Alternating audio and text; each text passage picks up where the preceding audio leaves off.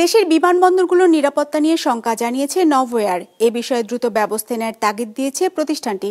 সম্প্রতি সমাজের সুবিধাবঞ্চিত ৩০ শিশুকে কক্সবাজার ঘুরিয়ে আনে নভোএয়ার। সেখানে সাংবাদিকদের জন্য আয়োজিত এক কর্মশালায় নিরাপত্তা বিষয়ক উদ্বেগের কথা তুলে ধরা হয়। কক্সবাজার ঘুরে এসে জানাচ্ছেন নিয়াজ মোর্শেদ। ২৫০টিরও বেশি ডিজাইন অপশন নিয়ে ওয়ালটন স্মার্ট ফ্রিজ, বোঝে আপনার প্রয়োজন। সমাজের চোখে ওরা বস্তিবাসী, কারো বাবা নেই, কারো বা মা বাবা কেউই নেই। প্রতিদিন বাঁচতে যেখানে যুদ্ধ করতে হয়, সেখানে স্বপ্ন দেখার স্বপ্নটাই যেন দুঃস্বপ্ন।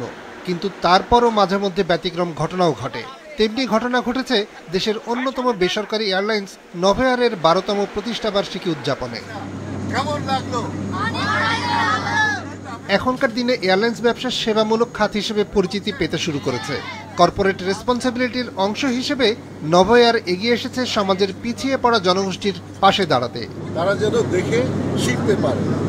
আমাদের এই যে প্ল্যানটা এখনো যে আকাশপথে উড়ার যে আনন্দ এবং অভিজ্ঞতা সেটা দেওয়া। দ্বিতীয়ত ওরা যে কক্সবাজারের সমুদ্র দেখবে, এটা আমাদের অনেকের স্বপ্ন থাকে, সেই স্বপ্ন পূরণের একটা প্রচেষ্টা।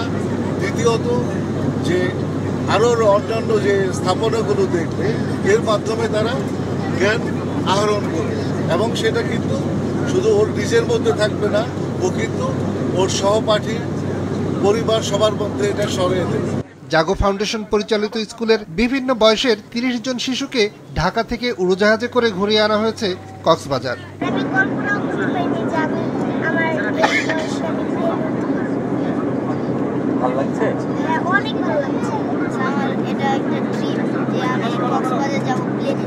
কক্সবাজারের সমুদ্র সৈকত পরিষ্কারের কাজেও অংশ নিয়েছে শিশুরা। দিগন্ত বিস্তৃত সমুদ্র এদের জন্য বিস্ময় নিয়ে অপেক্ষা করছিল। সেখানে বিশাল ঢেউ দেখে অভিভূত হয়ে পড়ে প্রথমবার সমুদ্র দেখা বাচ্চারা। ওদের আনন্দ যে কারো হৃদয় ছুঁয়ে যাবে। মজা লাগছে যে বলে বোঝানো যাবে না, এবং স্কুলের সাথে আরো মজা লাগছে বেশি। অনেক দিন দিয়ে ইচ্ছে ছিল যে কি ফ্লাইটে দিয়ে কক্সবাজার যাব। পরে স্থানীয় একটি হোটেলে সংবাদকর্মীদের নিয়ে আয়োজন করা হয় এক কর্মশালার। সেখানে এভিয়েশন নিরাপত্তা নিয়ে আলোচনা করেন নভোএয়ারের বৈমানিক, নিরাপত্তা বিশেষজ্ঞরা। উঠে আসে দেশের বিভিন্ন বিমানবন্দরের নিরাপত্তা সমস্যা। দেশের এভিয়েশন শিল্পকে এগিয়ে নিতে বিমানবন্দরের নিরাপত্তা জোরদারে গুরুত্ব দেয় সংস্থাটি। নিয়াজ মোর্শেদ, বিজনেস রিপোর্ট, মাছরাঙা টেলিভিশন।